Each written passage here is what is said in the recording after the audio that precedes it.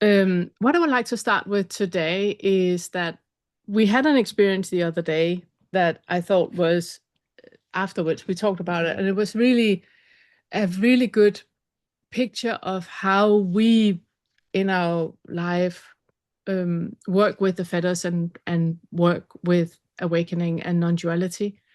And I made it into a little riddle that I posted on Discord. And it wasn't because I wanted correct answers back to what the riddle was. It was more like an invitation to reflect on how you perceive the situation. So now I'm going to read the riddle, and then we're going to talk a bit about that.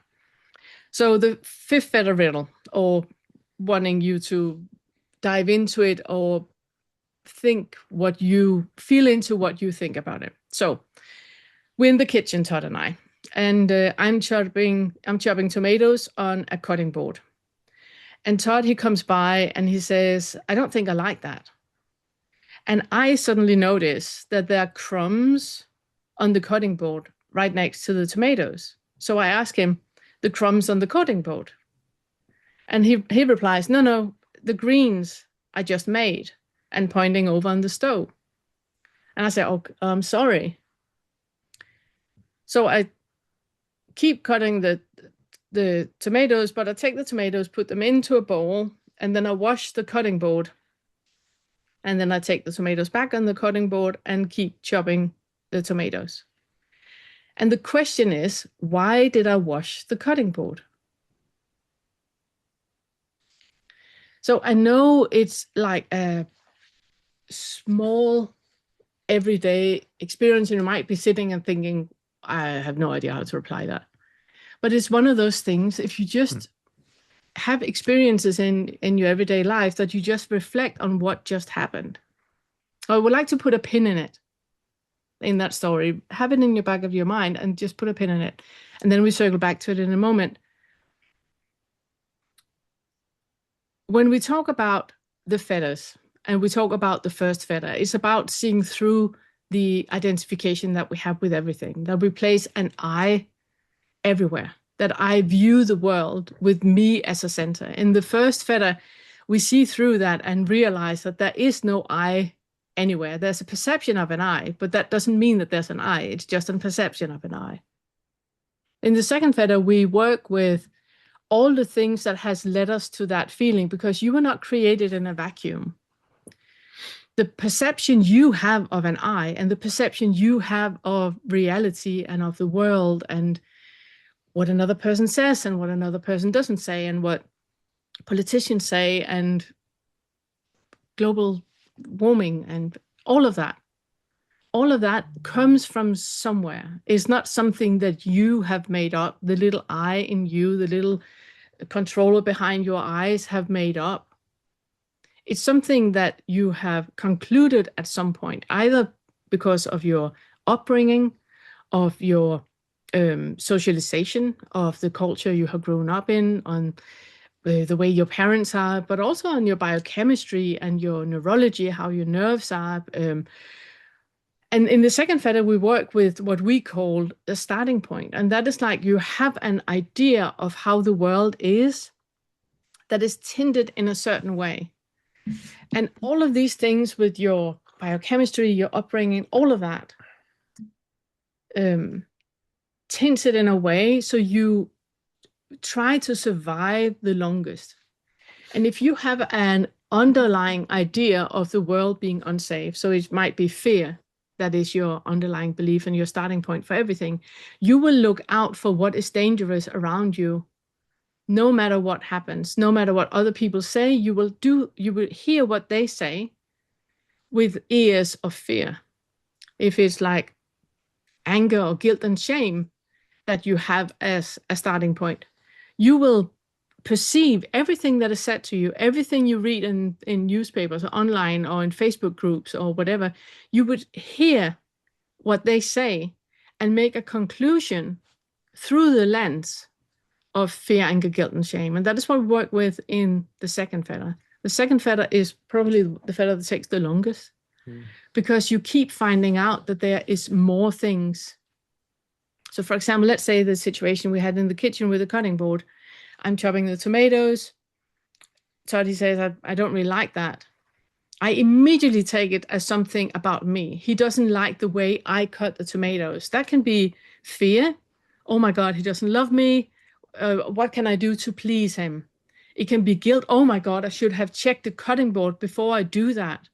It can be anger. What the fuck do you mean you don't like my tomatoes? Or it can be shame. Oh my God, I should have seen that. I should have seen that. If it had been a second feta issue, I would have taken what he said personal about something about me.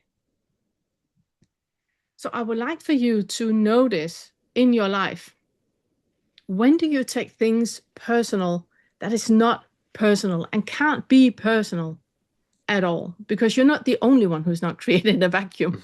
Everybody is not created in a vacuum equally. So whatever anybody says to you, when you have a feeling of fear, anger, guilt, and shame, something is arising in you and you're trying to divert from that, go to the second feta and work with that. What I heard in it was a fifth feta thing.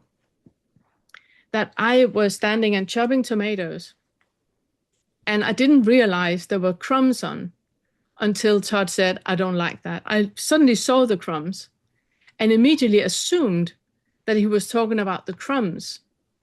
Turned out he wasn't talking about the crumbs at all. He was talking about something in his little bubble. It tasted greens and went, don't really like bread, that. Actually.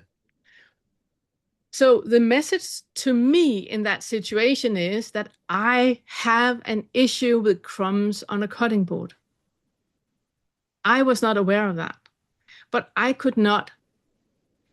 didn't realize that until I projected a crumb issue onto Todd.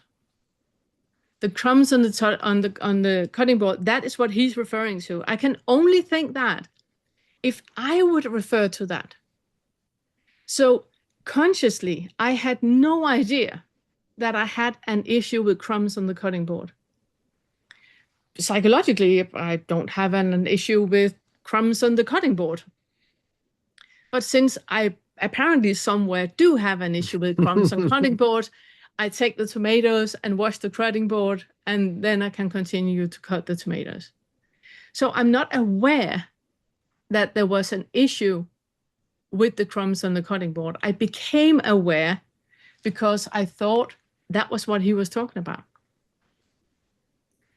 And this is what we would like for you to be aware of. I know this is a big bite. And if you, at any point when you do this exercise in the next month, that you feel that, oh my God, they're talking about me, I feel guilty, shameful, I react with anger, fearful, it's in the second feta that we would like for you to go and work with that underlying belief that you have. But the exercise that we would like to propose to you is to pull the I completely out of the equation. You hear something, there's a reflection on something that is indicating something about you. Todd, he didn't even need to be there for me to have this insight about the fifth feta. It can be that you are walking down the street and you see another person holding their dog on a leash a little bit too tight. And you think you shouldn't hold your dog like that. You don't say anything, they don't say anything, but you have a reflection where you suddenly are judging or opinionated. That is a gold nugget to you to realize, oh, wow, I just had an opinion about something that has nothing to do with me. I just created a little story about another person and the type of person they are since they hold their dog on such a tight leash. So it's a nugget to you to get wiser on what it is that is shaping you to be in the world and perceive the world as you do. If you want to work with it, on the homepage, the Awakening Curriculum, if you go to the fourth and fifth feta, you have lots of reading material. Todd has written a lot about both. There are all the videos in the curriculum to both. And I can also recommend you to really dive into the bubble of the bubble of reality. because that is what is shaping you and the perception of you. That is what is giving, that's basically what I was doing when I was standing and shopping. He says, I don't really like that. It's, I am aware that is my bubble that is creating the world in a certain way that I think the world is. It's not, though. It's how I perceive the world to be.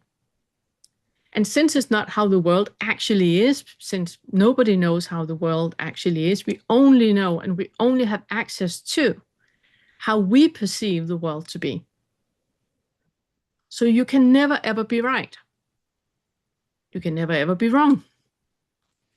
It is in that ambiguity that all of us exist. And the best you can do is just to be curious to what is it you think you know, or you think they do, or what is it you think you hear in a conversation. Because all of that is the mirrors on the inside of your bubble reflecting back to you so you can become wiser.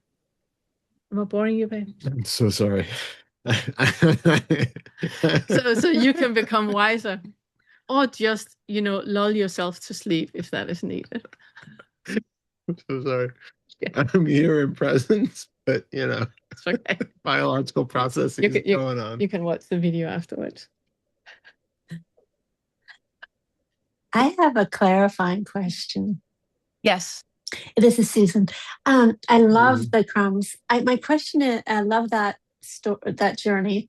My question is, do you have an issue with crumbs on the cutting board, or is it just perfectionism that that you would have just found anything, any old thing, like, oh my gosh, my socks are mismatching, or oh my gosh, my hair looks bad?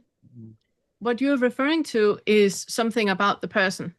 So that would be a second feather thing. If I would, because both you're saying is about, shame. Oh my God, my socks are mismatching. Mm-hmm. I'm shameful because I'm the type of person that are wearing mismatching socks. Or, oh my God, it's my hair. It's something personal about me. That's second feather stuff. In the exercise that I would like for you guys to do this month is pulling that completely out, unpinning the eye, and just see everything as if you are an anthropologist just observing what is happening without a personal opinion about it. Because if you judge a situation and somebody comes out as a loser, it's the second feather stuff. So you can, for example, if you walk on the street and you see the guy holding the dog too tight, if you feel anger about that, it's second feather stuff. In the fifth feather, it's only noticing the mechanisms behind an opinion without any right or wrong judgment about it. But realizing that it is a judgment, I suddenly had an idea about crumbs on the cutting board that I wasn't aware of having. If I had that, oh my God, it's so shameful, I should have watched it beforehand, oh my God, what am I doing? It would be second feather. So it's very, very subtle. It's where there is no loser in the conversation at all. Yeah, it didn't become personal about Yeah, exactly. her. It was just about, I have an opinion about crumbs on a cutting board that I was completely unaware of. And it could have been anything else that she was doing at that point that she had some latent, undiscovered opinion about that she was unaware of. And then that would have been the thing that she discovered. I mean, if she had okay, this is not going to go well, but like you go. No, I mean, believing you.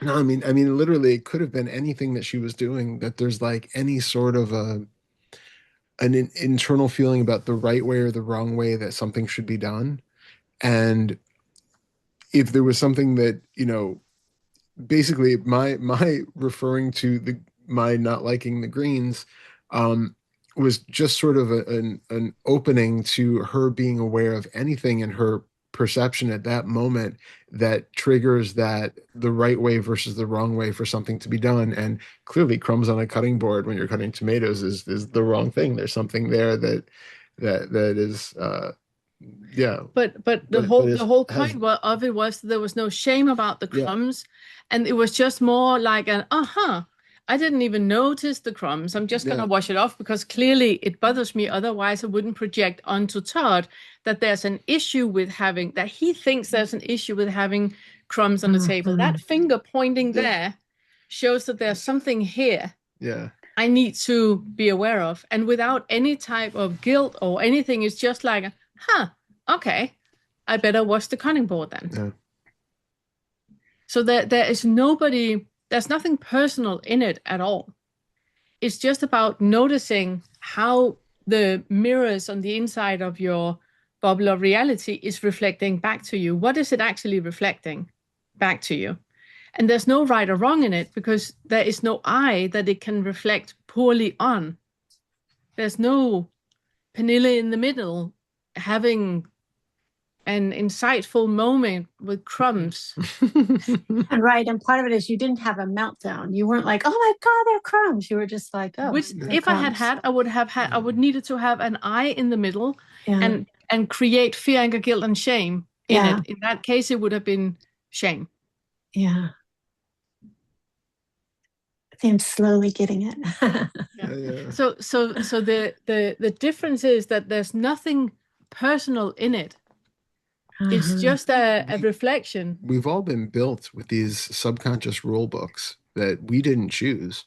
Nobody, for the most part, most of them were not instilled in us consciously by other people. It's things that we have just picked up and that we've learned by watching those in our families and our friend circles and society at large. And so we build up this whole rule book of the way things should be and shouldn't be, and also how things make us feel that, you might never have noticed that you have some little internal prickle when there are breadcrumbs, dry breadcrumbs touching a fresh tomato. And there's like this little internal that is so subtle that you would never even notice it, but you realize that there's something that has just and I wasn't aware. So it's just, these are things that are not, like you've been saying, not personal. They're not, they don't speak great truths about the person having it, and it doesn't relate to the this idea of the being that like you said, Susan, would suddenly feel shameful towards it or something else. It's just like, oh, well, that's interesting. That's one more little axiom in the rule book that I was not aware of existed. It's like, it's kind of like peering into the computer code and seeing like, oh, didn't know that one was typed in there. And so, yeah. And then you just become aware of it as this kind of objective fact that, oh, okay, well, clearly there's something about that in there. For example, right now we're going through the basement because we're clearing everything out. I just unpin you again. Thank you. See you in a bit. See you in a moment. And hopefully we'll get to hear about your journey at some point. Thank you. May I ask a clarifying? Even a check-in. One second, Susan. I just want to say one thing. At the moment, we're going through the basement and finding lots of old family recordings from Todd's family. His parents had lived in this house since 1965. So we have like everything in the family has ever happened from the people that are now no longer here. We have that in the basement. So we've been looking through your grandmother's 70th birthday and 80th birthday and Christmases and it's so, you have had so many amazing experiences with that because you suddenly, with the ears you have now, hear a tone of passive aggressiveness or hear a tone of placing guilt or hear a tone which you never realized was there before, but is, like you say, just a little clue to the code that was between family members, the connection they had, the way they communicated and all that, which is part of creating a Todd. And it's the same with you. It's just like realizing what is part of that code without it being personal, without there being any blaming on any family member or parents or anything, because they too were not created in a vacuum. So it's just realizing another part of you to what is creating you. And yeah. So that was it. I think, was it Susanna's voice who I heard? Who had Yeah, the it is. question? Hi. Hi. I may be Uh, off base here, so please forgive me. Can you hear me? Yeah. yeah, sorry. I'm Wait. just trying to find Todd, that. Todd is in charge of the No, no, it's cool. cursor. I should not be. Sorry. So when you're relaying the story, um, he said he didn't like the greens or wasn't sure he wanted the greens, Yeah. and you said, "I'm sorry." So when you were telling the story, when you got to that part, I'm a knee jerk, I'm sorrier.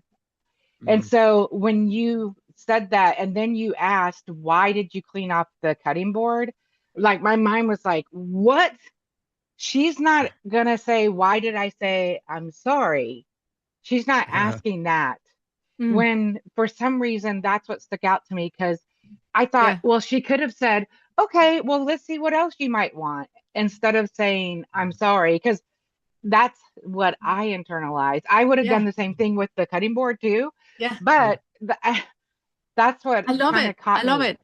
Again, your experience is in the apologizing for something you have done, which means there's an I in the middle that have done wrong that can only do right.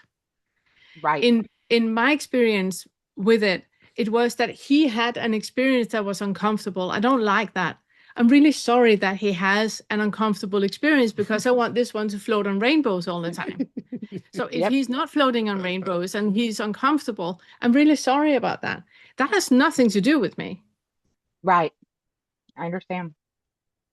So the one to you in this is to notice how many times you feel guilty or shameful for something in your life and you're trying to make other people be happy so they don't discover how guilty and shameful you actually are by accommodating other people's needs instead of staying here, staying with Susanna right here and being like, I am okay as I am. There's nothing I can be shameful about without me creating a story about it. In this moment right now, I am pure and perfect. There's nothing Yeah. wrong. There's nothing that needs to change. Nothing needs to be different. If I perceive that that person have an issue with that, I can right now choose to be curious to the other person's experience because it cannot possibly have anything to do with me. Right. Afterwards, you can look at the mirror and going like, what was it that I created a story about that made me da, da, da, da, da. Right. That's so good. The universe has been talking to me so much lately. I, I joined Codependence Anonymous, and it's like Mhm. you just mirrored back exactly what I keep hearing in these Yes. meetings. Yeah. Second feta. Second feta, Yeah. sweetheart. It's in the Yeah. second feta. You will find it. And I can imagine, no, no, sorry. I can suggest that you mix the second feta with the seventh feta Okay. because those two together will help you in realizing how much something out of nothing you're creating all the time. And it will help you practice in unpinning. For Okay. everybody who's not used to what I'm sitting and saying right now, I just want to say that the unpinning is if you imagine that you're sitting and looking on Google Maps, you see the landscape, it's there.